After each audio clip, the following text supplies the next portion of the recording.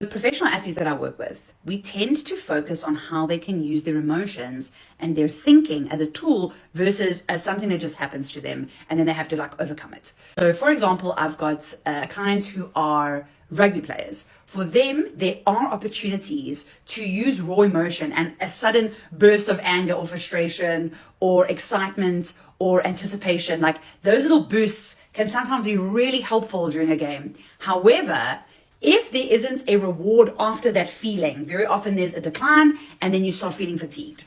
So this tool that I'm going to explain in this video is very much about re-energizing ourselves so that we have those short little breaks when we need that boost instead of having a dip and going into fatigue. Now, I've got other clients who are professional cricket players, and for them, there's a lot of downtime. So we need those boosts when we are a batsman and we're about to, face the bowler. But in between, when there's things that are not happening, maybe you're in the field, maybe, you're the second batsman, you are just waiting for your cue. Sometimes our mind really gets in the way. And one of the tools is actually visualizing that you're in a place that makes you feel really calm. So for example, for me, if I'm feeling flustered or there's something going on, if I imagine myself in the ocean, it gives me like this relief and this calm. And then it gives me what I need. It gives me that focus so that I can do the thing that I need to do next. So I'm going to show you a clip now from a movie called Happy Gilmore. And this is about a hockey player turned golfer. And he is struggling to control his emotions. Like he has no patience. And then he flips out when he makes a mistake because that was rewarded during hockey. But in golf, it's not something that's actually going to help you.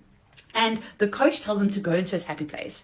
And once he's done that, he has clear, focused attention and he can calmly make a decision about what to do next. That is an actual tool that you can use as an athlete. Remember now, this isn't hockey. You don't play with raw emotion. You can't putt angry. You have to clear your mind of everything else. Stay focused.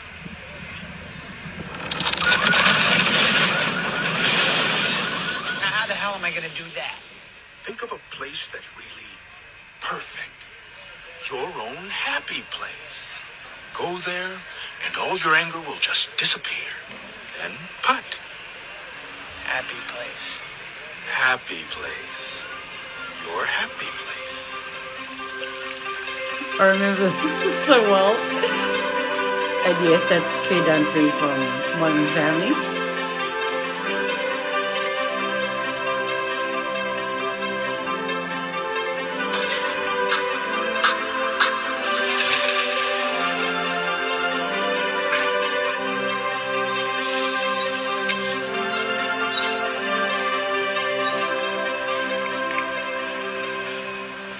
Now, how do you feel? Better. Now, putt.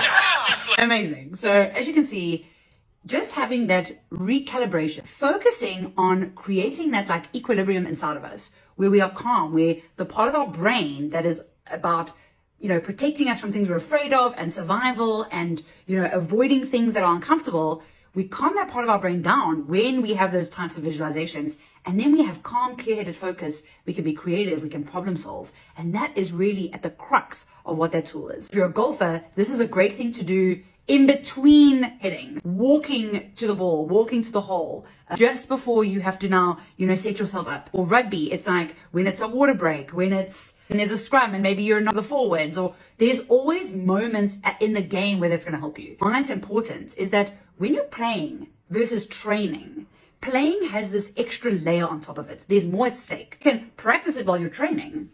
The same thing's going to happen for you, just like all the techniques that you practice during your training in terms of your tackling or your putting, giving yourself the opportunity to create evidence for your brain that you can do this thing, so that when there is that extra adrenaline and when there is more at stake, your brain's like, oh, but I know how to do this, even though there's these extra elements. Enjoy that tool, practice it. Remember that it takes some time to actually, get it to work. Think of it as, working on a new muscle. Remember that you have to build that strength and that fitness. And go and test it out and let me know how it goes for you.